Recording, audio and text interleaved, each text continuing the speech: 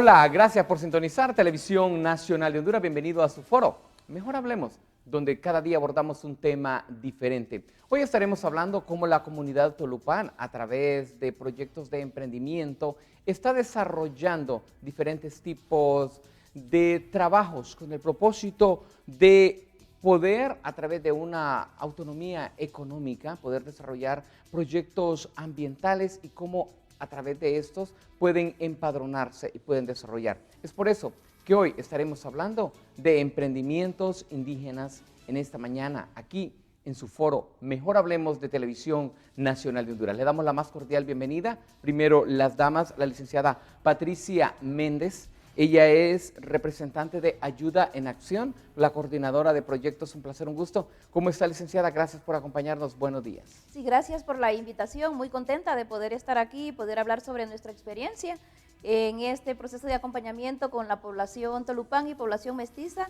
en Comayagua y Oro. Muchísimas gracias. También le damos la más cordial bienvenida al señor Manuel Blázquez. Él representa la cooperación española en nuestro país y encargado también de todo la coordinación de estos proyectos. Señor Manuel, un gusto, un placer. Gracias por acompañarnos. Buenos días. Muchas gracias, muy buenos días. También un placer acompañarles y explicar un poco qué es lo que hace la cooperación española en proyectos de este tipo. Cuénteme cómo inicia, hablemos cómo se trabaja, cómo surge esta idea. Son más de 500, me dicen aquí, las familias con quienes ustedes están trabajando con el propósito de que a través de estos emprendimientos fortalecer toda la economía de estas familias.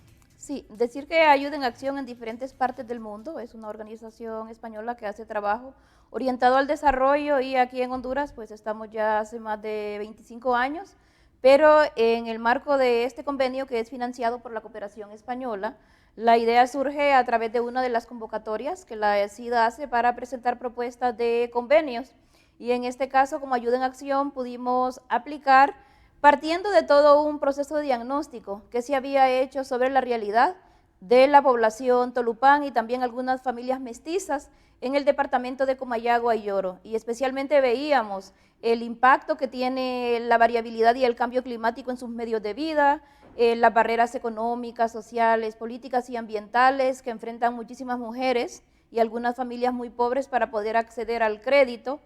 La necesidad que había de vincular a las comunidades con sus gobiernos locales en la búsqueda de estas soluciones para mejorar también la situación de inseguridad alimentaria que estaban viviendo.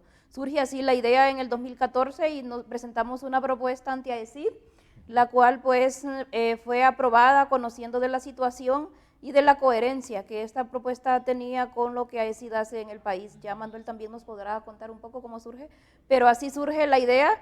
Ayuda en Acción ya tenía algunos años trabajando en esa región y por eso pensamos que pues tenemos la sensibilidad y la empatía de poder acompañar a las poblaciones más excluidas y vulnerables en el país.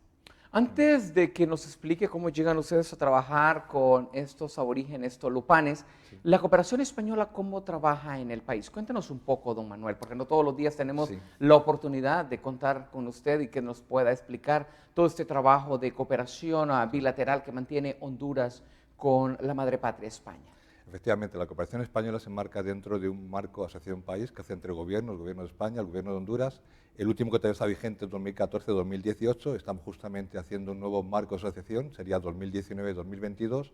En él todos los actores de la cooperación española, junto con el gobierno, y en el gobierno y todos, digamos, los actores, porque hablamos también del tema de sociedad civil, hablamos de los diferentes poderes, hablamos del sector privado, llegan a algún tipo de negociación donde establecen qué líneas de orientación e incluso zonas prioritarias, principalmente porque también los recursos son limitados y hay que hacer siempre un mayor impacto.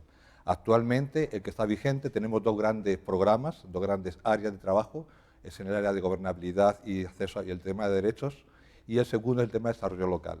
Dentro de él hay que reconocer que hay diferentes actores, está por una parte la Agencia Española de Cooperación Internacional para el Desarrollo como la parte más importante, pero no olvidemos que en el mismo hay programas muy emblemáticos, como por ejemplo el programa de conversión de deuda, que es a través de un ministerio español que forma parte de la cooperación española, que tiene una contribución muy importante también al Estado de Honduras, y otros también bastante importantes y connotados, como por ejemplo la Junta de Andalucía, que también está en todo el territorio. Correcto. Como parte de este desarrollo, como parte de este desarrollo local que ustedes llegan, entonces es a través de ahí cuando incursionan a trabajar con esta comunidad indígena hondureña Tolupán? Es correcto. Nosotros tenemos varios mecanismos, varias formas de trabajar. Cuando trabajamos principalmente con sociedad civil, cuando queremos trabajar bastante a nivel de territorio, pensamos que el mejor actor es justamente también sociedad civil española, porque hay una mayor relación. Así es como salen unas convocatorias competitivas donde organizaciones españolas postulan, buscan sus socios locales, que son también diferentes asociaciones locales hondureñas, y a partir de ahí ya sale, digamos, una convocatoria que esta convocatoria estaba marcada dentro del tema de seguridad alimentaria. Este proyecto, como decía mi compañera Patricia, ¿verdad?, de Ayuda en Acción, principalmente tiene varios enfoques. Tiene un enfoque indígena, tiene un enfoque seguridad alimentaria, un enfoque cambio climático y también lo que es un enfoque dedicado al tema de lo que es la sostenibilidad, la parte económica, ¿no? Juntamos todos y ciertamente ayer hacíamos una reflexión sobre el mismo, ya que estamos finalizado el proyecto y entendíamos que de los 17 ODS que existe, este proyecto de alguna manera contribuyó a 15 de ellos, ¿no?, quedando excluidos la parte de el tema de aguas marinas, que evidentemente no hay en ese territorio, y el tema, digamos, alianzas globales.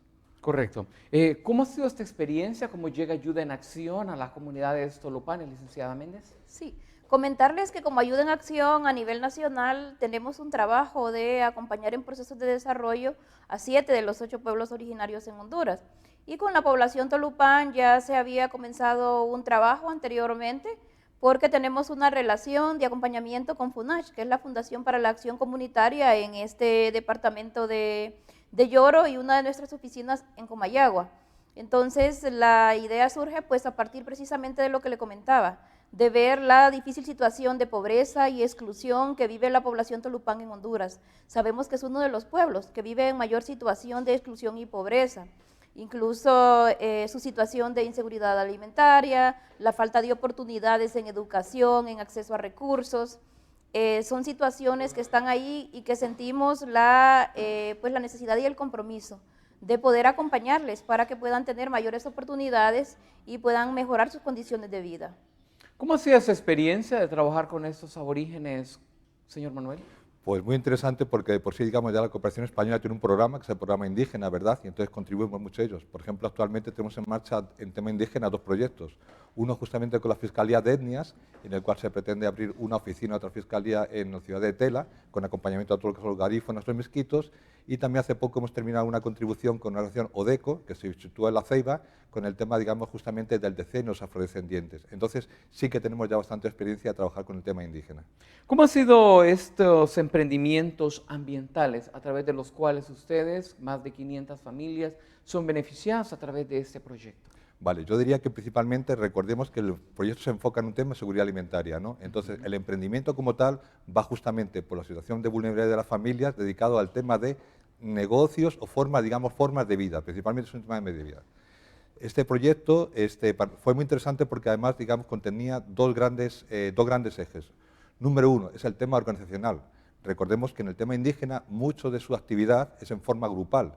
Entonces no es un tema de hablar de emprendimientos o de acciones individuales, sino que bastante de los proyectos que se han desarrollado son a nivel comunitario, son grupos, ¿no?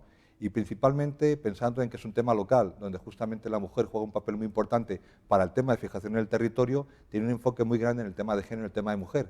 Entonces, muchos de los beneficiarios, muchos de esos proyectos beneficiados han sido justamente grupos de mujeres, ¿no? Y principalmente es un tema, primero, asegurar la sostenibilidad a través de buenas prácticas y el tema de introducción de elementos con sus propios recursos naturales, porque la idea se trata, en pueblos que son muy vulnerables, no introducir tecnologías que de alguna manera suponen unos grandes costos, sino que utilizar lo que son sus propios medios naturales de una manera sostenible para conseguir justamente que se mantenga y que pueda, digamos, vencerse esa lacra que es el tema de inseguridad alimentaria.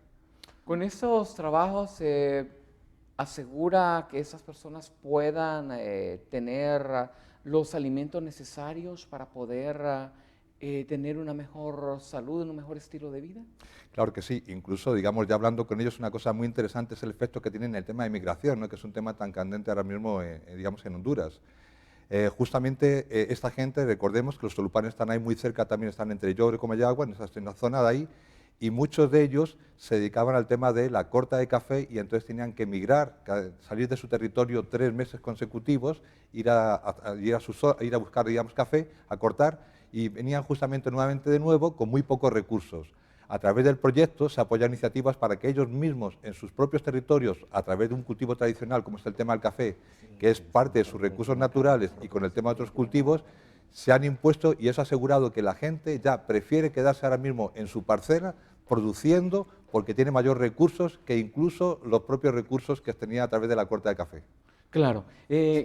Perdón, cuéntenos. Sino de rescatar también otros elementos adicionales a lo que estaba diciendo Manuel. Uno de ellos es que sabemos que son comunidades muy vulnerables, ambientalmente. Entonces, parte de lo que el proyecto fortalecía capacidades era para entender precisamente esos impactos actuales de clima y algunas proyecciones de cómo el clima podía afectar de manera futura. Entonces se hicieron algunos estudios para poder entender ese impacto de clima, al menos en 8 de los medios de vida que estas poblaciones tienen. Y precisamente esas iniciativas locales se vincularon con algunos diplomados a nivel nacional en coordinación con el Instituto Hondureño de Ciencias de la Tierra y una organización española que es la Fundación para la Investigación del Clima. Entonces desde ahí que tiene toda esa mirada ambiental y para que las poblaciones puedan aprovechar sus recursos naturales sin comprometerles y que lo hagan de una manera sostenida y que puedan pues de esta manera minimizar impactos.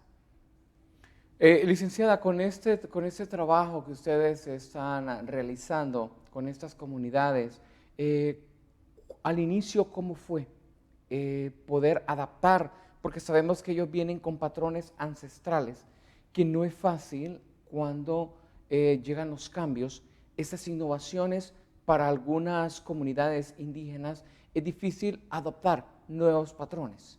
Sí, el proyecto desde el inicio que fue formulado bajo un proceso participativo consideraba lo que es el enfoque de género e interculturalidad. Desde ahí ya entendíamos que hacer un abordaje y un acompañamiento con pueblos originarios es distinto a si hacemos un abordaje con población mestiza. Yo podría decir, para mí ha sido una bonita experiencia, porque se trata pues de escuchar a las poblaciones y no llegar con una mirada impositiva, sino que más bien tratar de buscar soluciones de manera conjunta. Y para nosotros los conocimientos ancestrales son fundamentales para que puedan ser complementarios también a la investigación que realiza la universidad y otros. Entonces, yo no diría que encontramos barreras como tal, más bien fuimos muy abiertos a poder escuchar a la población y adaptar nuestras estrategias.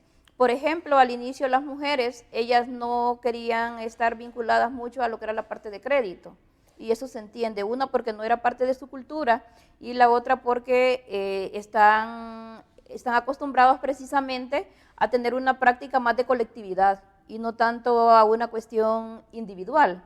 Y respecto al cuidado de los recursos naturales, yo creo que también tenemos que vencer muchas veces algunos mitos que podemos tener, como decir, por ejemplo, que la población indígena de repente es la que más puede destruir los recursos naturales o algo. No, definitivamente más bien son las comunidades indígenas muchas veces las que hacen una gran labor para poder cuidar y para poder proteger sus recursos naturales.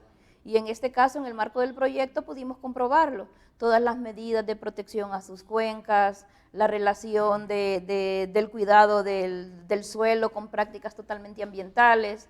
Entonces, creo que lo que se necesita cuando se va a hacer un acompañamiento con pueblos indígenas es escucharles y tener una actitud de respeto sobre su cultura y, por supuesto, acompañarles también a fortalecer capacidades en aquellas áreas que se piensa que es necesario hacerlo, pero bajo esa mirada de respeto, de complementariedad de esfuerzos y del reconocimiento de sus derechos como tales. Claro. Y, perdón, con este trabajo, ustedes con los indígenas, ¿cómo realizan todo este proceso para poder desarrollar el empadronamiento a través de estos proyectos, señor Manuel? Principalmente recordemos que todo esto viene a través, digamos, de una convocatoria. Digamos, nosotros abrimos diferentes líneas de acción, ¿verdad?, para trabajar. Justamente para el 2018 tenemos un tema de género, tenemos también el tema de seguridad alimentaria y tenemos un tema también del tema de gobernabilidad. Entonces, por parte de Ayuda en Acción, de alguna manera lo que hace es elaborar una propuesta, digamos, se analiza todos los ejes, digamos, que esté dentro de esa línea de inseguridad alimentaria, que es justamente la que ellos concursaron, y a través de ahí nos presentan ya esa propuesta justamente con actividades, con sus socios locales, con unas líneas bases, y eso es lo que de alguna manera nos motiva y justamente nos permite valorarlo positivamente y le damos todo de él el acompañamiento, digamos, a nivel financiero para desarrollarlo, ¿no? Entonces, principalmente es una cuestión, ahí sí creo que viene de la comunicación y de una relación entre las bases, entre sociedad civil hondureña y la sociedad civil española, donde se viene a un acuerdo y sale lo que es el convenio. Hablemos de esas capacidades, de la resiliencia de la población para estos medios de vida, licenciada Patricia. Sí, yo podría, bueno, la resiliencia para nosotros está fundamentada en el ejercicio de los derechos de las personas. Y en este caso el proyecto tenía 4 componentes. Uno de ellos era el primero de la autonomía económica y la protección de los medios de vida. Y aquí tuvimos la experiencia de poder acompañar, o sea, además de las 540 familias como tales, 106 familias indígenas lideradas por mujeres, para que se pudiera, digamos, romper algunas barreras económicas, sociales, culturales, que limitan a las mujeres muchas veces a tener acceso al crédito. Y no solo es tener acceso al crédito, es también poder hacer ejercicio de otros derechos que las mujeres tienen, como el derecho a la participación política, organizacional en su comunidad, a tomar la decisión sobre sus propios bienes. Entonces, ese fue uno de los elementos, digamos, muy importantes en el marco del proyecto. Y el segundo, lo que le comentábamos, cómo las comunidades fortalecieron sus capacidades para hacer un monitoreo de información agroclimática, cómo ellos se organizaron en un grupo técnico de saberes tradicionales y coordinaron junto a la Universidad Nacional Autónoma, que es uno de nuestros socios, a través del Instituto de Ciencias de la Tierra. Hicieron muchísima investigación. Ayer teníamos la experiencia de una mujer que formaba parte de los comités de investigación agrícola local. Entonces se hizo toda esta investigación para entender la dinámica del clima y cómo impacta de manera directa los medios de vida de la población, porque muchas veces ellos desconocen, tal vez por su conocimiento ancestral pueden tener algunas ideas, pero desconocen las proyecciones futuras del impacto del clima, algunas de las técnicas que pueden usar, por ejemplo, para conservar más el agua, para poder tener un monitoreo de precipitaciones, o sea, ya una parte mucho más técnica fue fortalecida. Quedaron personas capacitadas en las comunidades a nivel de una red para poder estar haciendo monitoreo de esa información y de esta forma proteger sus medios de vida. Luego también con lo de seguridad alimentaria, además de que tuvieron todo un proceso de formación, fueron capaces de plantear políticas públicas en materia de seguridad alimentaria a su municipio, las cuales fueron aprobadas y se hizo asignación incluso de presupuesto, porque sabemos que no solo se trata de llegar al momento de plantear una política pública, sino que cómo puede ejecutarse y cómo se asigna recursos. Y lo otro que fue muy interesante es todo el trabajo de prevención de violencia contra las mujeres y las niñas, y ahí se hizo, yo diría, algo muy innovador, es que además del trabajo con las mujeres, se trabajó también con los hombres, el abordaje de las nuevas masculinidades o masculinidades alternativas, que al final a lo que ayuda es a las familias a tener mejor comunicación, diálogo y nuevas prácticas, orientadas al respeto de los derechos de las mujeres y a relaciones más justas, a transformar relaciones de poder que generan discriminación y desigualdad. Entonces, en materia de fortalecimiento de capacidades, pues esos 4 aspectos fueron fundamentales a nivel local y también combinados a nivel nacional. Y yo diría que se apuntó incluso a algunos aportes de carácter global. Mencionaba Manuel el aporte que se ha tenido a nivel de los ODS, incluso desde las comunidades cuando se estaba definiendo lo que es el marco de Sendai para la reducción del riesgo de desastres, pudo precisamente plantearse algunas ideas. Correcto. Esas son diferentes actividades que ustedes realizan con estas comunidades indígenas, en el caso de los tolupanes, Manuel. Efectivamente, ahí estamos justamente de las 26 tribus que tienen los tolupanes, estábamos con una de ellas, que son los tepemechines. Era una reunión donde justamente… 26 tribus, me dicen. Sí, dentro de los tolupanes solamente, dentro de los ¿verdad? tolupanes. Entonces, principalmente la zona que estábamos, recuerde que estamos trabajando ahí, eran 4 municipios, el municipio de Victoria, Sulaco, el de La Libertad y Lajas, de los 2 departamentos. Entonces ahí abunda sobre todo el tema de la tribu Tepemechín, ¿verdad? El que están. Y ya veíamos como iniciativas justamente lideradas por mujeres, sobre todo era muy interesante para nosotros el tema, digamos, ver cómo la mujer se empoderaba, y es un gran éxito del programa. Usted antes decía, digamos, cómo esto afecta a las personas, buscando justamente el tema de la sostenibilidad. Hablando con las personas, entonces lo más interesante que uno experimentaba era sentía que cómo había cambiado su vida, porque al fin y al cabo recuerde que el objeto de la cooperación es cambiar la calidad de vida.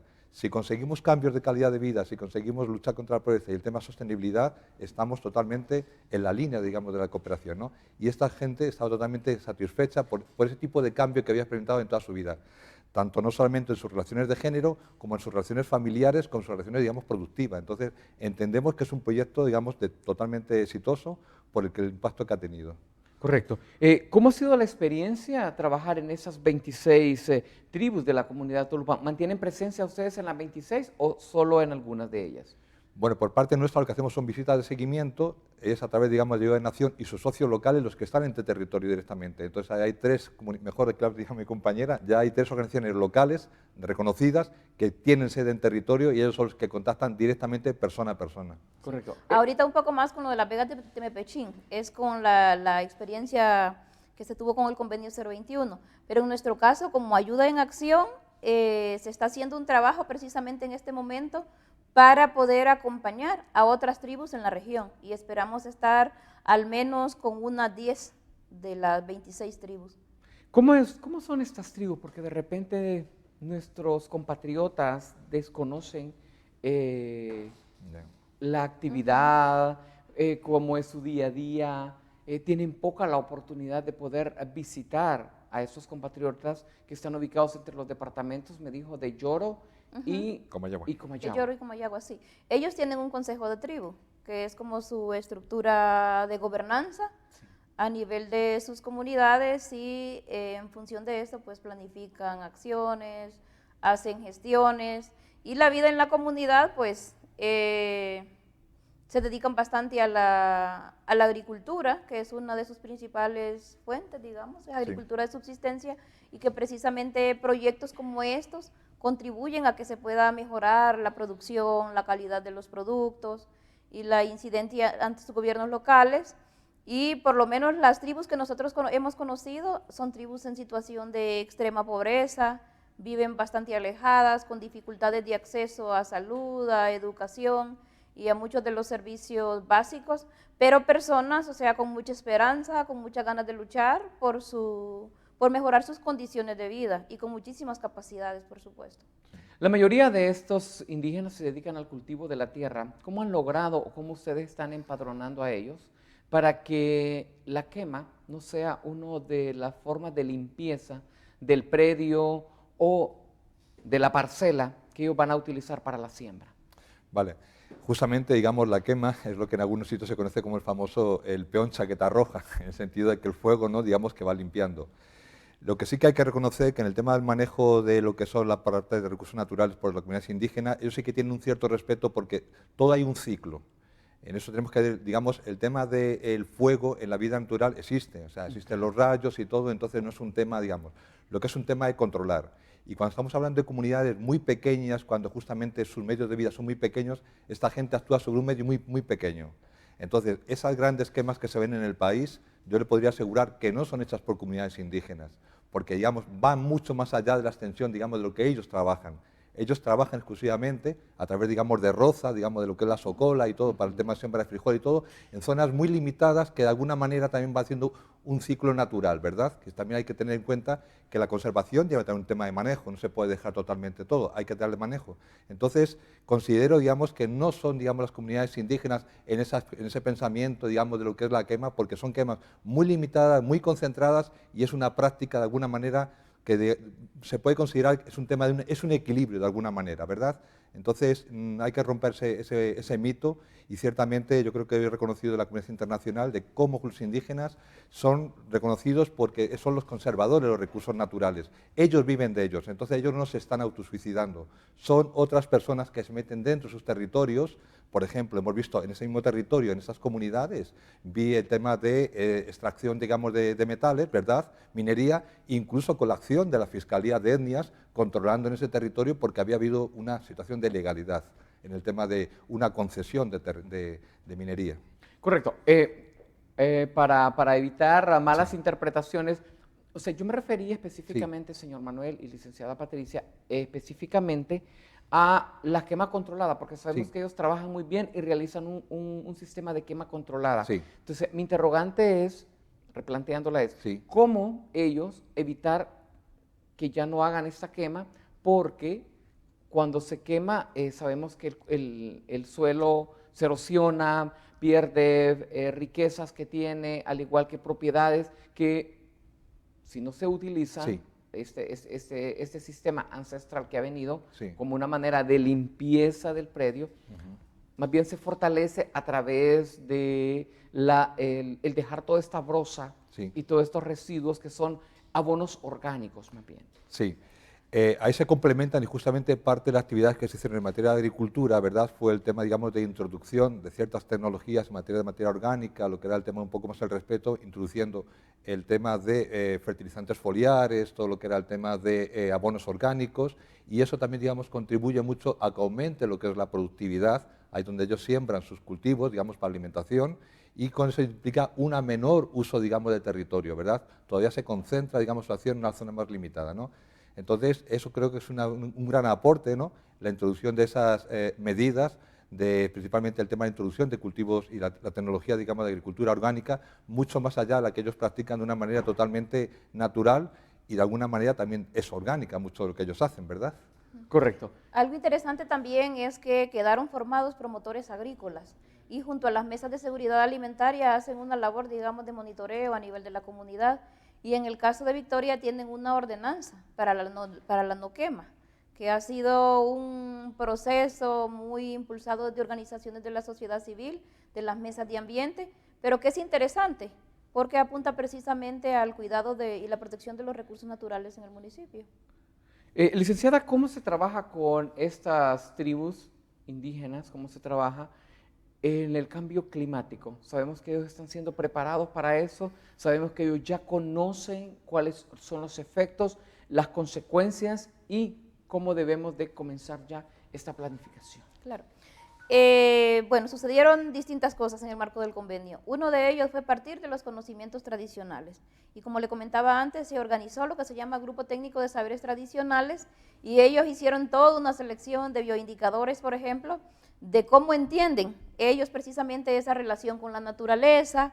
Para poder hacer el estudio sobre el impacto en medios de vida, también tuvieron una amplia participación y digamos que gran parte de la información salió de ellos para combinarla entonces con la investigación que estaba haciendo la Universidad Nacional Autónoma y la Fundación para la Investigación del Clima.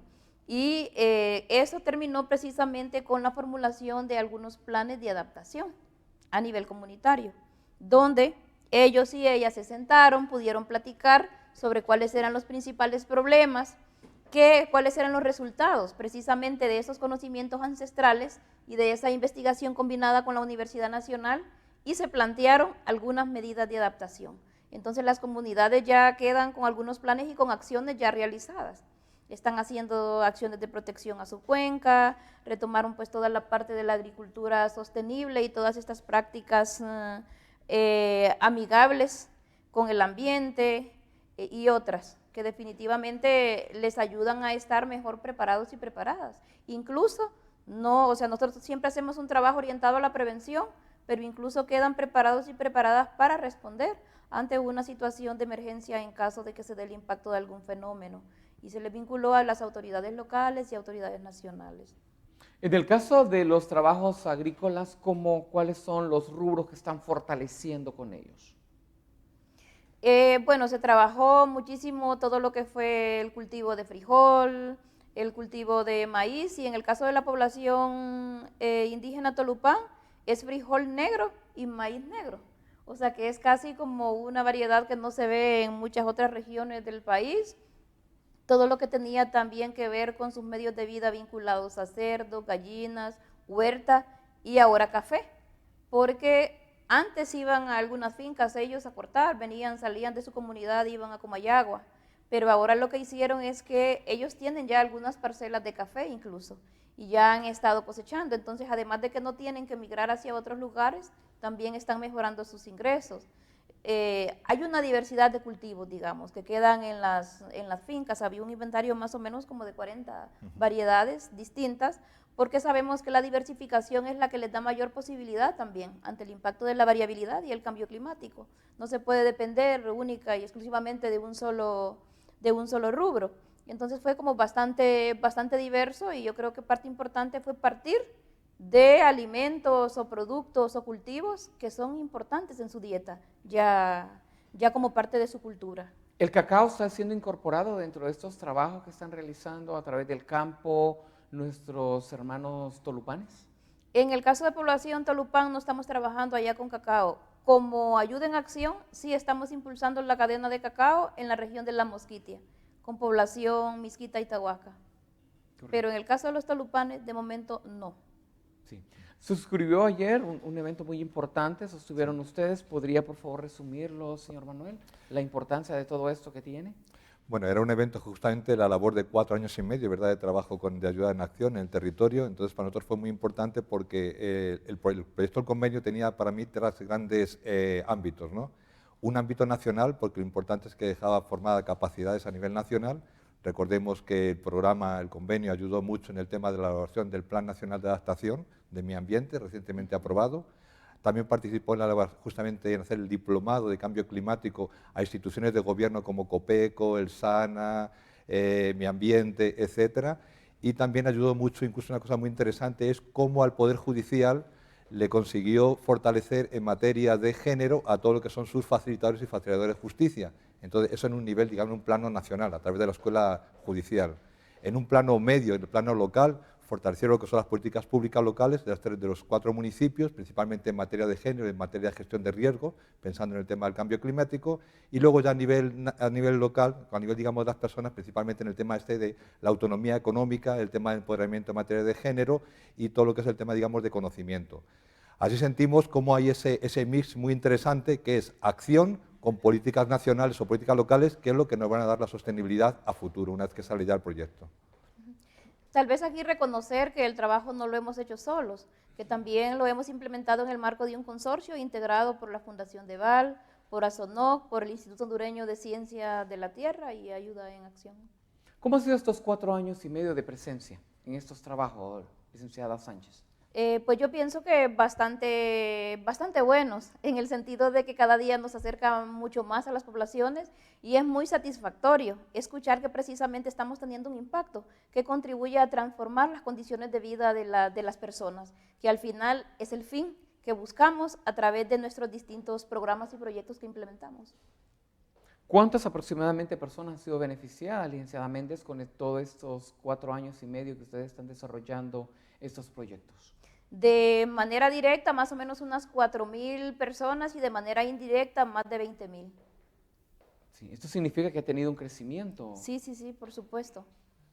Sí, y este es uno de los proyectos, digamos, en el marco del apoyo financiero y técnico con la cooperación española. Pero realmente las acciones que hacemos en Yoro y Comayagua, nosotros llegamos a mucha más población. Podríamos estar hablando de más de 50.000 personas con el resto de nuestros programas como Ayuda en Acción. ¿Cómo son recibidos todos estos programas por las tribus, por los indígenas tolupanes? Muy bien. Los consejos de tribu y en general las familias se sienten bastante contentas cuando hay organizaciones, cuando hay cooperación, cuando hay actores que se acercan y que les muestran un interés genuino de acompañarles en sus procesos, ya que como mencioné antes, viven en una situación de extrema pobreza y muchas veces aislados y no visitados ni invisibilizados, diría yo, por otros actores. Es importante el hecho, la cooperación y poder empadronar a estas personas en el caso de géneros, de igualdad de derechos. ¿Conocen ya, se está fortaleciendo de que estos indígenas puedan conocer cuáles son sus derechos en base a ley, don Manuel? Sí, efectivamente, justamente el tema de género es un tema muy importante dentro de este convenio, ¿no? Principalmente lo que se hizo fortalecer unas redes de mujeres que había a nivel local y fortalecer también las OMM. Cuando se hace esa conexión entre lo que son justamente las beneficiarias por parte de las redes de mujeres y también la parte municipal, a través de la Oficina Municipal de la Mujer, a través del compromiso, el famoso 5% de la transferencia municipal, ¿verdad? Entonces conseguimos la sostenibilidad de que esas iniciativas que parten desde abajo con un enfoque de mujer, entonces puedan ser ejecutadas. Quería llamar un poco la atención, un caso de ayer justamente nos ponía como una persona contaba, digamos, cuál era su experiencia en materia de género. De alguna manera, cuando a unos adultos, a las juntas de agua, le preguntaban qué opinaban sobre el agua, pues decían que no había problema. cuando eran a las mujeres a las que entrevistaban, se dabas cuenta de la realidad. Tenerte que levantar a las 4:30 de la mañana, tener que preparar la comida, el café y todo con agua. Entonces, claro, es muy diferente cómo lo vive un hombre a cómo lo vive una mujer.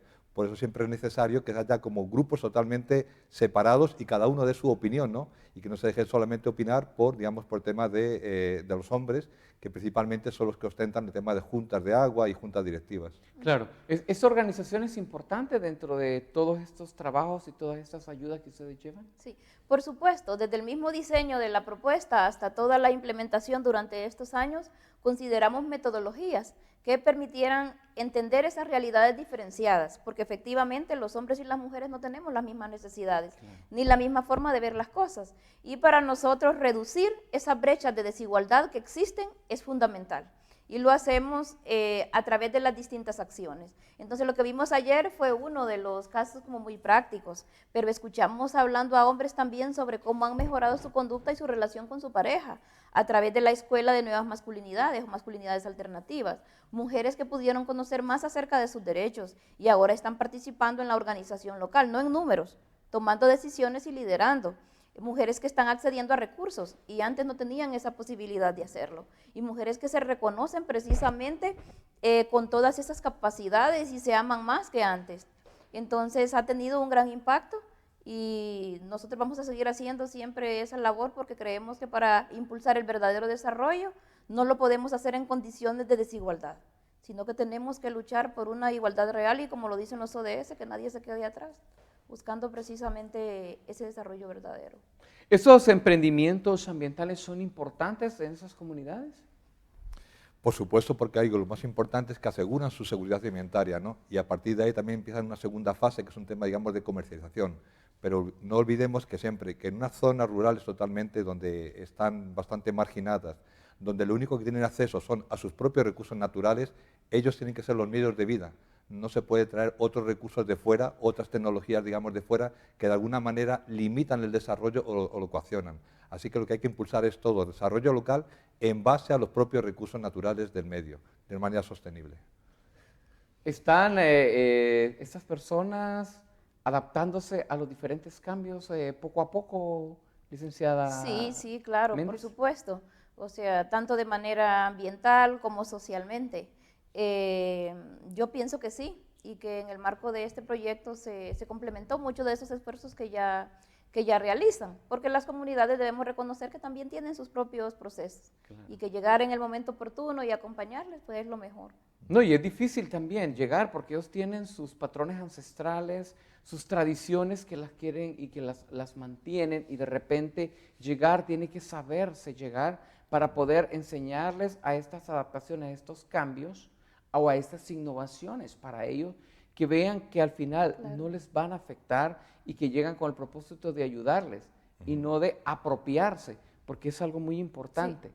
Creo que algo importante es rescatar lo que mencionábamos hace un momento, y es cómo llegamos. Si llegamos con una mirada de respeto, de valorar también su cultura, por supuesto en toda cultura también hay antivalores. En materia de género siempre es importante pues hacer una labor, digamos, con mucho más cuidado, pero el llegar con respeto y no llegar imponiendo cosas es fundamental para que se abra una puerta o para que se cierre, porque si las poblaciones sienten que usted llega, que respeta sus derechos y les quiere imponer, va a tener una reacción negativa, pero si usted llega con una actitud de respeto, de escucharles, de entenderles y de complementar esfuerzos, es diferente. Hay mucha aceptación y las personas siempre tienen mucho interés de poder mejorar sus condiciones de vida. ¿Hay ese interés? Porque algo que Sí. ¿usted ha visto ese interés en ellos para poder mejorar esas condiciones de vida, para poder asegurar alimentos y de esta manera poder tener una mejor calidad de vida?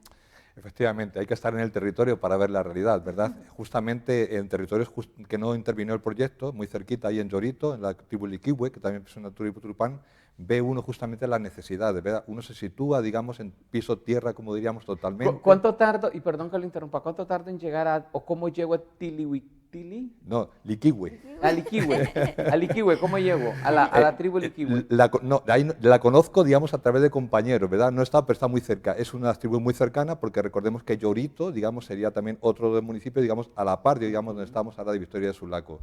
lo que justamente vemos ahí, la gran diferencia que también incluso a nivel de propias tribus, de una misma comunidad, hay diferencias también entre ellos, ¿verdad? Me sorprendió mucho en el caso que estuvimos viendo estas que eran los tepemechines, de estar en sitios que, bueno, que el año pasado se había abierto un camino en tierra, así, como había que entrar con un carro doble y todo, que no tenían evidentemente acceso a luz, que no tenían una escuela unidocente allá, más o menos tenían nada más, pero me asombraba entrar en sus casas y ver, digamos, el piso de tierra, pero de alguna manera le echan como con barro y quedaba una especie como si fuera un lujado, ¿verdad? En cambio también me estaban enseñando unas fotos del territorio este, digamos, de los Liquiwi, y ahí sí que ve uno justamente el piso de tierra, de polvo, los chiquitos, digamos, ya con una sensación, digamos, que tienen que tener ya, digamos, lo que son los parásitos. Entonces, hay diferentes realidades, ¿verdad?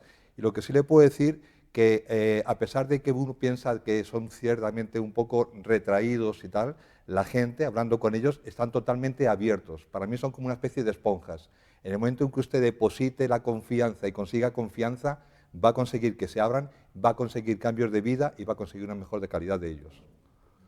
Es importante el hecho de trabajar, como ha sido esta experiencia, la importancia, lo que usted nos manifiesta, cómo llegar con esa. ¿Ha tenido la experiencia usted de compartir? ¿Conoce alguna de estas comunidades? Sí, claro, por supuesto. En mi caso me tocó coordinar de manera directa el convenio y tuve que hacer muchas visitas a comunidades. Y mi experiencia fue muy buena. O sea, a mí me pasa que cada vez que visito comunidades me siento mucho más motivada, con mucha más energía. La más con cercana, la población Tolupán. La más bueno, cercana. Le voy a hablar más bien de una que estaba como a 5 horas y que la primera vez que fui, cuando comenzamos con el convenio, me impactó mucho porque había mujeres que tenían que caminar 5 horas para ir a hacer un control de su embarazo. Estamos hablando, hasta Victoria. Estamos hablando de caminar 5 horas. Sí. O sea, no estamos hablando ni motocicleta. No, es de caminar 5 horas. Esa comunidad, por ejemplo, se llama Tierra María y está en el municipio de Victoria. A mí me impresionó muchísimo porque 5 horas, una mujer embarazada o con un niño enfermo, es una situación bastante difícil. Pero tenemos buenas noticias, porque ahora que está finalizando este convenio, se logró a través de una coordinación con la Secretaría de Salud y un proceso de formación de promotores y promotoras a nivel comunitario, que ese tipo de servicio se brinde en la comunidad. Entonces se ha logrado que estas personas ya no van a venir a caminar 5 horas. Han logrado esa cercanía, digamos, ese ejercicio del derecho en coordinación con la Secretaría de Salud. Pero es una de las cosas impresionantes. Sobre convivir con ellos y ellas, o sea, es una buena experiencia. O sea, igual son compañeros y compañeras, como le decía, o sea, con desafíos, pero también con mucha esperanza y con muchas capacidades, personas muy sinceras y muy abiertas a platicar, a compartir, a tener esa solidaridad entre ellos y ellas. Sí, estamos hablando de estas 5 horas para poder visitar el centro de salud. El centro de salud. Hay otras escuelas también que están ¿Y en el caso de las retiradas. escuelas? En el caso de las escuelas, algunas comunidades tienen escuela directamente, pero hay otras donde los niños tienen que caminar. Ahí hay 1 hora, 2 horas, depende. Si están situados más un poco en la montaña o si están más cercanas a Victoria. Pero sí hay aún escuelas que están muy distantes para niños y niñas que tienen que caminar y que evidentemente eso implica un riesgo. Correcto. ¿Hacia dónde vamos con estos trabajos que ustedes están realizando con esta cultura tulupán, con estos indígenas? ¿Le parece si lo comentamos después de la pausa?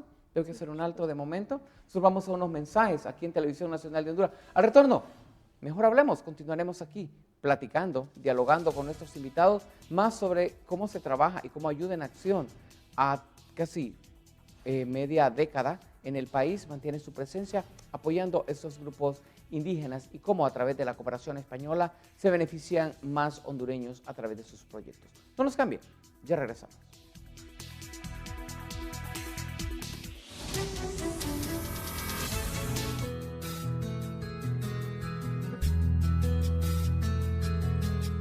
Honduras figura como el 5º país que más exporta café en el mundo, producto que ha sido calificado por expertos como el 5º de mayor calidad. Actualmente compite con países potencias en producción de café como Brasil, Vietnam, Colombia e Indonesia. La calidad del aromático hondureño desplazó a Etiopía e India al 6º y 7º lugar. Esto representa un logro sumamente importante para el país, que nos debe enorgullecer porque nos ubica como referente en la producción de café en el plano mundial. Y nos hace tener mayor presencia de mercado a nivel internacional, lo que se traduce en mayor captación de divisas e imagen positiva. Yo soy Honduras, orgulloso de mi tierra.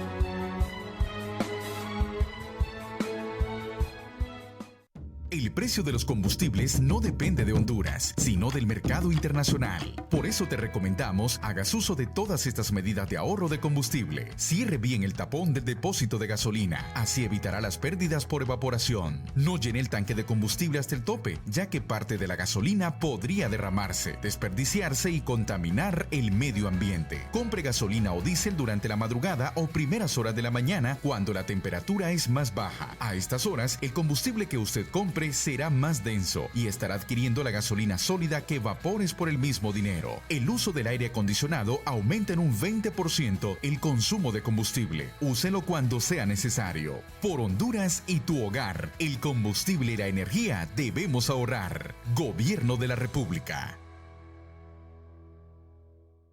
Haz que correr cuente. Para muchos de nuestros niños, aprender, jugar o solo el hecho de vivir en un ambiente estable es un gran reto. Inscríbete en la Maratón del Cristo del Picacho. Habrá una carrera de 8 kilómetros, caminata de 2 kilómetros y ciclismo de 8 kilómetros. Ayuda a nuestros niños para que jueguen, aprendan y vivan. Que tu esfuerzo haga la diferencia. Maratón Cristo del Picacho. Te esperamos este domingo 9 de junio, 7 a.m. Punto de partida, Supermercado Más por Menos. ¿Hasta cuándo seguiremos incendiando a nuestro país? Matando la vida silvestre, el aire y la vida humana. Basta. Los incendiarios deben de ser denunciados e ir a la cárcel, porque se están volviendo asesinos. Basta de seguir quemando los bosques, quemando la vida. Honduras no lo merece. Gobierno de la República.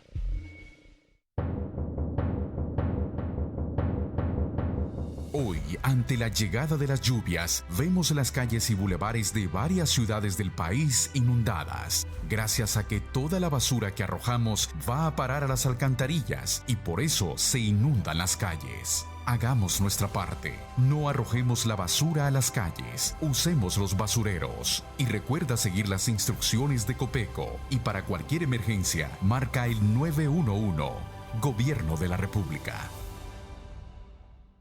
La Secretaría de Salud invita a padres, madres y encargados de niños menores de 5 años para que acudan a los establecimientos de salud durante la Jornada Nacional de Vacunación y Desparasitación a realizarse del 6 al 31 de mayo de 2019. Se vacunará contra la influenza o gripe a embarazadas, niños de 6 a 23 meses, trabajadores de salud y de granjas avícolas, enfermos crónicos de 2 a 59 años y mayores de 60 años. Además, se protegerá contra otras enfermedades a adolescentes de 11 años y jóvenes de 21 años. Se brindará suplementación de vitamina A menores de 5 años, desparasitación y la promoción de la detección temprana de cáncer infantil. La vacunación es prevención.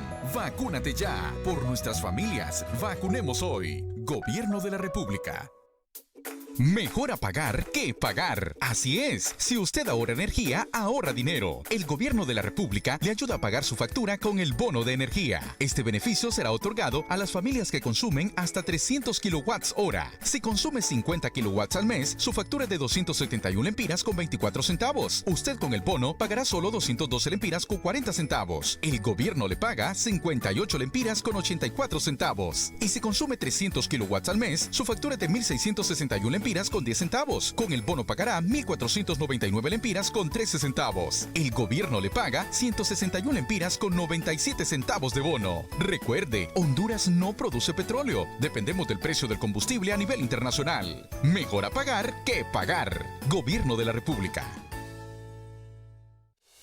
El Gobierno de la República pide a toda la población en general acatar todas las recomendaciones que brinde la Comisión Permanente de Contingencias COPECO, ya que los reportes meteorológicos indican que la temporada de lluvia será muy fuerte, con posibilidad de que tormentas tropicales y huracanes azoten nuestro país y causen severos daños. Por ello solicitamos estar pendiente del cauce de los ríos y quebradas, desalojar zonas de alto riesgo, no dejar a los niños solos ni adultos mayores, ya que ocupan de toda nuestra atención, no cruzarnos ríos ni quebradas y desalojar las zonas de derrumbe, acudir a los albergues más cercanos. Recuerde que ante cualquier emergencia, llame de inmediato al 911 por tu seguridad y la de tu familia. Recuerda, prevenir es vivir.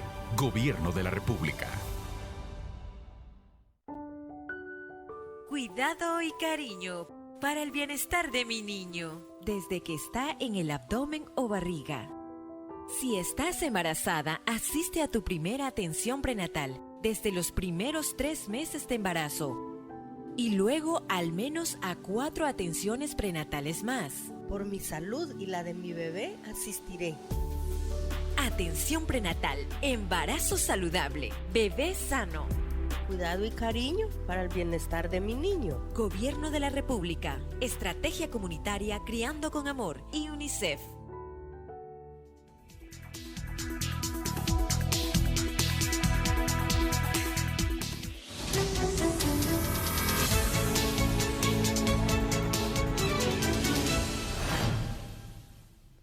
Gracias por continuar con Televisión Nacional de Honduras. Recuerde, mejor hablemos y estamos hablando justamente hoy con con mi invitada y con mi invitado que me acompaña, Ayuda en Acción y la Cooperación Española, cómo están trabajando en la comunidad Tolopán de nuestro país, que se encuentra ubicado entre los departamentos de Comayagua y Lloro. Me llama mucho la atención, hablábamos mientras había el receso de los mensajes, hablábamos sobre Liquiwi, una iglesia muy antigua, muy significativa para esta comunidad.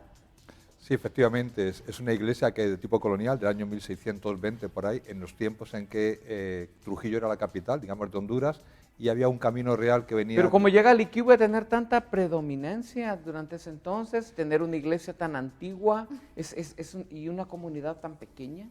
Porque era una ciudad de tránsito en aquellos tiempos. Había un camino real y entonces ya sabe que donde hay un camino principal, digamos, a partir de ahí se comunica. Estaba justamente entre medias de Trujillo y Comayagua. Entonces ahí se establecen los dominicos y de alguna manera hacen una ¿Era como un punto estacionario? Era un punto estacionario, efectivamente, dentro. Me imagino que en aquellos tiempos, a través de mula y de todo, había que considerar lo que era la legua, que, ¿no? Los 26 kilómetros y como digamos en España, cada cierta distancia, lo que llamamos la legua, que lo que recorría un animal o una bestia en un día, había posadas, había diferentes lugares, ¿no? Entonces Liquiwi llegó a convertirse en un sitio estratégico y por eso usted puede ver ahí una maravilla del patrimonio hondureño que estaba un poquito, digamos, deteriorado, ¿verdad?, pero que merece la pena, digamos, de conocer, ¿no?, porque es un patrimonio muy valioso. Claro, pero lo importante de todo esto es cómo a través del tiempo el Liquiwi no ha perdido sus tradiciones ancestrales.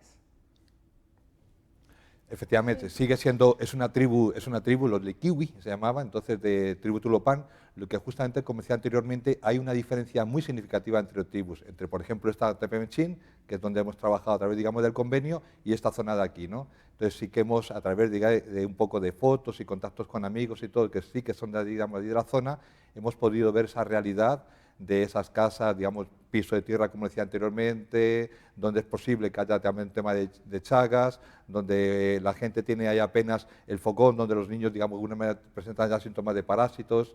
Entonces es bastante, digamos, bastante trabajo por hacer. Hablemos de ciudad alimentaria, un proyecto, ¿hacia dónde vamos con esto? ¿Cuál es el objetivo, cuál es el propósito o la visión que se tiene a través de este proyecto? El tema de seguridad alimentaria es un tema muy importante para, digamos, yo creo que para el tema de la cooperación, especialmente para la cooperación española, ¿verdad? Actualmente estamos ahora mismo justamente en fase de cerrar un proyecto de Unión Europea, a través, digamos, de Honduras, que lo que tiene un enfoque principalmente, tiene dos grandes áreas. Un tema de nutrición, que es bastante preocupante a nivel del país, y otro a nivel, digamos, el tema de descentralización. ¿Qué se pretende de alguna manera? Lo que se pretende es que todas esas capacidades que siempre hablamos de formar para que justamente en el territorio los procesos sean totalmente sostenibles y continuos, es el apoyo de los gobiernos locales, es la participación de los gobiernos locales. ¿Cómo se consigue eso? Justamente a través de sus políticas públicas, cuando hablamos de los planes de desarrollo municipal, que inserten dentro de ellos, con presupuestos municipales, ya sean propios o a través de transferencias, recursos e iniciativas en materia ambiental, en materia de emprendimientos justamente agrícolas, que te garanticen esa seguridad alimentaria, ¿no? Entonces, ese es el gran proyecto que está por firmarse. Entendemos que en el mes de julio así lo firmarán entre el gobierno de la Unión Europea y Honduras, y de una parte nos delegarán a nosotros justamente para que ejecutemos una parte, la parte de territorio, donde un socio estratégico nuestro de toda la vida ha sido siempre el tema de AMON, y también con sociedad civil, como para el tema de auditoría social, y también la Universidad Nacional. Correcto. Esta proyección que ustedes tienen a través de Ciudad Alimentaria, ¿hacia dónde? Esto va dirigido a 39 municipios, que son aquellos municipios que están en una situación más desfavorable. Tiene que estar conectado también a un tema de la interconexión con la Secretaría de Salud, para que de alguna manera se presten los servicios de salud a través de los sésamos, los sesales, se presten en estas comunidades, y también las municipalidades confluyan y garanticen ese sistema de seguridad alimentaria. Señor Blázquez, ¿por qué felicidad de vida y no calidad de vida? De alguna manera, cuando hablamos siempre del tema de indicadores, y hay diferentes indicadores de pobreza, etcétera, por ejemplo, ahora estamos hablando del índice de pobreza multidimensional y todo, lo que sí de alguna manera, y de manera muy personal, entiendo, y viviendo en diferentes contextos, cuando va a unas zonas bastante marginales, a veces una cosa llama una atención, de aun siendo condiciones bastante extremas, digamos, cómo la gente muestra esa felicidad. Yo pienso que a nivel de sociedad justamente nos está faltando un tema, es una visión un poco más espiritual, y yo creo que es el tema de esa paz que necesitamos de conseguir, y es el tema, digamos, de espíritu. Entonces usted ve cómo alguna gente con muy poco, incluso puede ser simplemente con pies o tierra, pero viven felices, viven en condiciones, tienen acceso a médicos y todo, al tema de educación, pero tienen unos medios de vida que uno a lo mejor desde una ciudad no lo entendería, o lo entendería, digamos, de otra visión, digamos, de pobreza como muy, muy marginal. Y en cambio aquí lo que hay que ver un poco es el estado anímico, el estado espiritual de esas personas. O sea, un cambio, o sea, una realidad sería entonces. Sí, yo pienso, digamos, que tenemos que evolucionar a nivel, digamos, de personas, a nivel humanos, ¿verdad? Y es un tema de meter más en nuestra vida, dejarnos de ser un tema tan materiales como somos en la vida, que todo lo asociamos con algo, ¿verdad? A un tema más espiritual, buscando un tema de felicidad. En el caso de Ayuda en Acción, ¿hacia dónde va la meta, la proyección para este 2019, licenciada Méndez? Si tuviera que decirlo así de manera muy breve, vamos a fortalecer la autonomía económica de las poblaciones a través del trabajo que hacemos con cadenas de valor. Vamos a seguir haciendo un trabajo a favor de que las poblaciones puedan tomar medidas de adaptación ante el cambio climático y se preparen ante los desastres. Vamos a hacer una labor para seguir impulsando mecanismos de protección a favor de las mujeres, de los niños, de las niñas, para que vivan una vida sin violencia. Es importante el hecho de fortalecer estos derechos, empadronar para que conozcan y de esta manera reducir índices de violencia tanto en mujeres como en menores. Totalmente. Nosotros como organización, nuestro actor principal, digamos, a quien acompañamos es a la niñez, pero por supuesto también a las familias. Entonces el ejercicio de los derechos es fundamental y una vida sin violencia es totalmente necesaria. No podemos hablar de desarrollo en condiciones de violencia contra los niños, las niñas, las mujeres. Entonces pienso que las ONG, la cooperación, el mismo Estado a través de sus diferentes instancias debe garantizar esa protección para todas las personas. Claro. Todo esto, este trabajo que ustedes están realizando, ¿cómo lo planifican para poder llevarlo a una ejecución? Sí. Nosotros tenemos a nivel global, nuestra oficina sede está en Madrid y tenemos un trabajo en 23 países en diferentes partes del mundo. ¿En 23 países sí, tienen presencia? Sí, de diferentes partes del mundo. Tenemos una planificación al 2030, pero de esa planificación también tenemos planes que revisamos cada 3 años y algunas estrategias que están precisamente orientadas a los temas que yo le mencionaba, a todo lo que es desarrollo económico local, a todo lo que es la parte de adaptación ante el cambio climático, a toda la parte de los mecanismos de protección y cómo ayudar a las poblaciones también a salvar su vida y sus bienes en situaciones de desastres. Entonces, en el marco de esa planificación global que tenemos planificaciones nacionales que retoman el contexto hondureño, por supuesto, y de estas comunidades, y a partir de ahí es que gestionamos recursos, tanto propios como, en este caso, en nuestra relación con la cooperación española y con otra cooperación en Honduras. Aplicamos a diferentes convocatorias para poder complementar esos esfuerzos y llevar ese acompañamiento a las comunidades. Entonces tenemos ya toda una planificación muy bien estructurada, pero que se adapta a las realidades de los países donde estamos. ¿Presencia en cuántos departamentos mantiene Ayuda en Acción? Tenemos en 15 de los 18 departamentos en Honduras. Estamos hablando de más del 80%. Sí, sí, sí. Y como le comentaba, hacemos un trabajo de manera directa, pero también a través de organizaciones socias en diferentes regiones del país. Estamos ahora mismo en toda la zona de la Mosquitia, la zona Atlántida, estamos en el sur de Honduras, en la zona central. Bueno, en 15 de los 18 departamentos, en gran parte del territorio nacional. ¿Cómo es la relación que mantienen ustedes con el gobierno? Pues consideramos que, bueno, nosotros pensamos que cada actor tiene un rol que cumplir. ¿Trabajan mancomunadamente en algunos proyectos? Nosotros respetamos la institucionalidad y, como le decía, pensamos que cada actor tiene un rol que cumplir. Nosotros respetamos el rol que tiene que cumplir el Estado como garante y hacemos una labor precisamente para que cumpla ese rol. Y cuando nos toca fortalecer capacidades con estas instancias lo hacemos con muchísimo gusto. Igual cuando coordinamos con instancias de la sociedad civil y con las comunidades. Correcto. Sí, sí. ¿Cómo llegar a estas comunidades para poder visitarles? Pues eso solo viajando directamente a la comunidad, y lo hacemos mucho a través de nuestros socios. Ellos tienen presencia directamente en terreno, donde trabajamos con organizaciones socias como FUNASH, que es el caso de Lloro, pues lo hacemos a través de ellos, pero donde trabajamos directamente con equipos propios de Ayuda en Acción, pues tenemos que ir a la comunidad, iniciar una relación, presentarnos. Muchas veces las comunidades también nos buscan, ayudar a que nos conozcan, ¿verdad? Hay que generar primero una relación de confianza y luego ver, a partir de las necesidades que las poblaciones tienen, cómo se formula una agenda conjunta. Decir que para nosotros impulsar el desarrollo en los territorios parte también de agendas que ya las poblaciones tienen. Nosotros no pensamos que es de llegar a imponer. Pensamos que es de construir de manera colectiva y hay procesos que las personas ya tienen. Entonces hay que ser también respetuosos de eso y es un poco nuestra forma de trabajar, construir relaciones de confianza donde las personas puedan ser capaces de generar ellas mismas un cambio en su entorno, pero que estaremos ahí para acompañarles, por supuesto. Cuando yo le visita, licenciada Méndez, a ustedes, cuando les solicitan la ayuda, por lo general, ¿qué es lo que piden? Bueno, muchas veces las personas parten de necesidades básicas insatisfechas. Nos hablan de repente de alguna necesidad en educación, en salud, la necesidad de mejorar sus medios de vida. O sea, es diverso, depende de las regiones del país, pero creo que la mayoría de las personas coincide en que es necesario recibir apoyo para mejorar su situación. Y nosotros lo que hacemos es visitarles. En general, si prometemos a una comunidad o a un grupo que vamos a visitarle, vamos, conocemos de su realidad, vemos realmente cómo les acompañamos y fortalecemos esa relación. Ha sido una muy buena experiencia estar trabajando con esos grupos indígenas, señor Blázquez.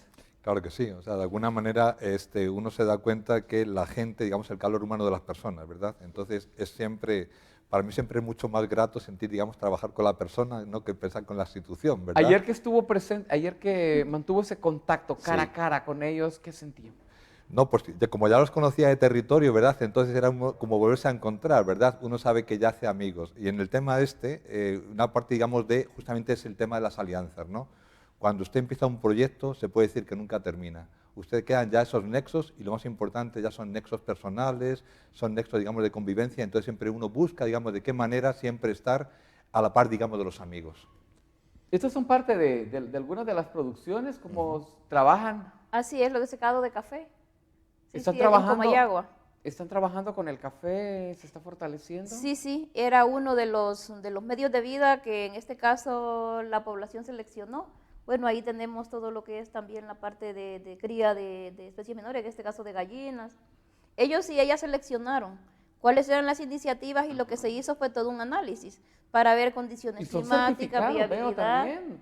Por Se les supuesto, da capacitación. recibieron todo un proceso de formación en coordinación con la universidad, tuvieron su diploma y su graduación. Bueno, ahí podemos ver a muchísimas personas.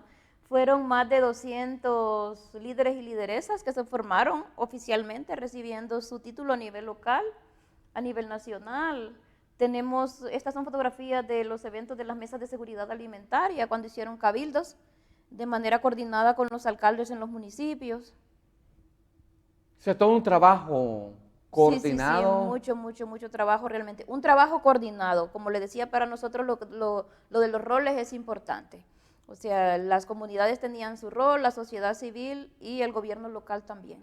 Entonces, las políticas no tendría sentido si solo la propone la comunidad y no se Claro, y asume desde un manteniendo ese gobierno espacio, local. que creo que es algo muy importante. Exacto. Entonces, fue lo que pasó. Tenemos políticas de seguridad alimentaria, o sea, que son asumidas, las asumen los gobiernos locales porque son los responsables de impulsar el desarrollo a nivel del territorio, con la participación de los distintos actores, cada uno en su rol, igual que las políticas municipales de género, que fue una labor muy fuerte de las mujeres, de las redes, pero que también fue interesante porque se sumaron hombres después de todo este proceso de sensibilización. Usted veía también hombres que decían, sí, es importante que nosotros también cambiemos conductas e impulsemos, hagamos una labor para que los derechos de las mujeres sean respetados. Cuando usted escucha eso, es así como, imagínese, o sea, son hombres de las comunidades y que tienen que igual romper un montón de estereotipos y de temores, pero que se atreven y lo hacen. Y que no es fácil hacer No, esos no, cambios de hoy no. para mañana, porque sabemos que viene con una costumbre Por ancestral supuesto. donde la mujer tiene que estar en la En casa la y casa, solamente en la casa. exactamente. Ese es su sitio y su lugar Sí. de acción, su radio de acción. Sí. Ayer los hombres compartían también sus testimonios y fue bastante interesante lo que ellos decían sobre su vivencia, cómo habían pasado por ese proceso y cómo se sentían ahora. Ellos se definían como hombres nuevos, o sea, después de haber vivido todo ese proceso. La verdad que nos da muchísima satisfacción. Sí, porque estamos acostumbrados acá y de acuerdo a ese tradicionalismo, los roles y los patrones que tienen. Por el caso, el hombre es del campo y la mujer de la casa. Entonces, Correcto. si a la mujer le preguntaba sobre el campo, asumo que la respuesta es bastante desconocida, aunque también apoya en su mayoría, pero el hombre en acciones o en labores domésticas es bastante difícil. Esto. Es cierto, o sea, como decía mi compañera Patti, lo que se trataba un poco era romper esos roles, ¿no? Esas costumbres. Es un tema que justamente lo veíamos también trabajando con la gente del Poder Judicial, digamos, dentro del convenio se apoyó toda una estrategia de género a través de la Escuela Judicial, y lo que de alguna manera comentaba ante auditorios, digamos, ante las personas, digamos, diferentes rangos dentro del Poder Judicial, era que aquí se trata un poco de desaprender para aprender. De alguna manera eso lo llamamos interiorizados, una forma de vida. Desaprender para aprender. Es correcto, Sí. porque no nos damos cuenta en nuestro propio actuar, no nos damos cuenta. Y si a usted le pregunto si usted, por ejemplo, es machista, va a decir que no. Es un tema que luego, cuando uno se analiza, empieza, pues mira, ciertamente tengo ciertas conductas, porque son tan interiorizadas que no nos damos cuenta. Por eso se trata un poco de desaprender lo que forma parte de nuestro ADN para cambiar una vida nueva, ¿verdad? Aprender esa nueva vida, ¿no? Y yo creo que toda la vida, cualquier cosa es un tema cultura, o sea, principalmente es un tema de cultura, la cultura de paz, la cultura de, digamos, de vivir la necesidad, todo es un tema cultural. Entonces, si no conseguimos, vuelvo a enlazar con anteriormente, si no conseguimos trabajar en ese ámbito espiritual o de alguna manera, no conseguiremos cambios de cultura, ¿verdad? Entonces, lo más importante es un tema que son cambios culturales, en todos los órdenes. En todos los órdenes, eso es lo importante de todo. Bueno, me encantaría seguir hablando con ustedes sobre todo este trabajo, sobre toda esta experiencia que han tenido de trabajar con la cultura tolupana en nuestro país, ustedes con diferentes proyectos que se están realizando a través de la cooperación española, pero hemos llegado al final de Mejor Hablemos aquí en Televisión Nacional de Honduras. Tengo espacio, 1 minuto para cada uno de ustedes, un mensaje final de esta comparecencia. Comienzo con usted, licenciada Méndez. Sí. Sigamos uniendo esfuerzos y juntemos recursos para seguir acompañando a las comunidades que tanto lo necesitan, cada uno desde su rol. Muy bien, muchísimas gracias. Por favor, señor Blázquez. Bueno, mi mensaje de alguna manera es siempre ratificar, digamos, el esfuerzo, digamos, de la cooperación española, el tema, digamos, de acompañamos. Venimos aquí a acompañar y el tema, digamos, de promover el tema de desarrollo y lo que es la mejora de calidad de vida.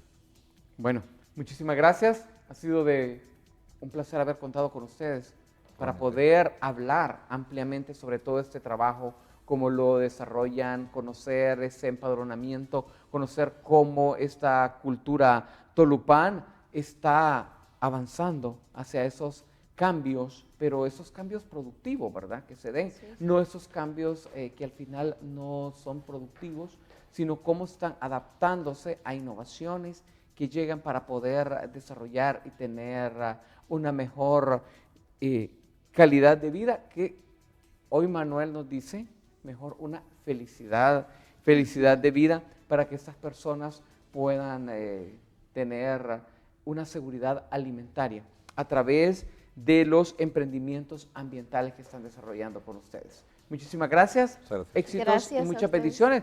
Quedamos al pendiente Por de supuesto, esa invitación. de ir porque a terreno y ver me desde encantaría allá. conocer Likiwi. ¿Está bien?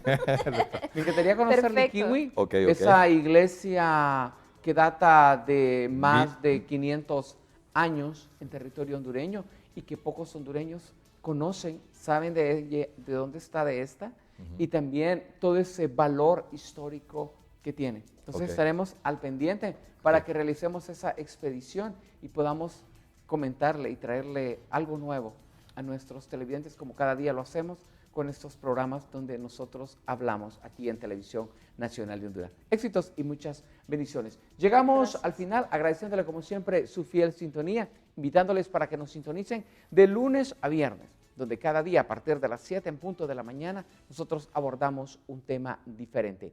Lindo día, que Dios le bendiga siempre y recuerde que mejor hablemos.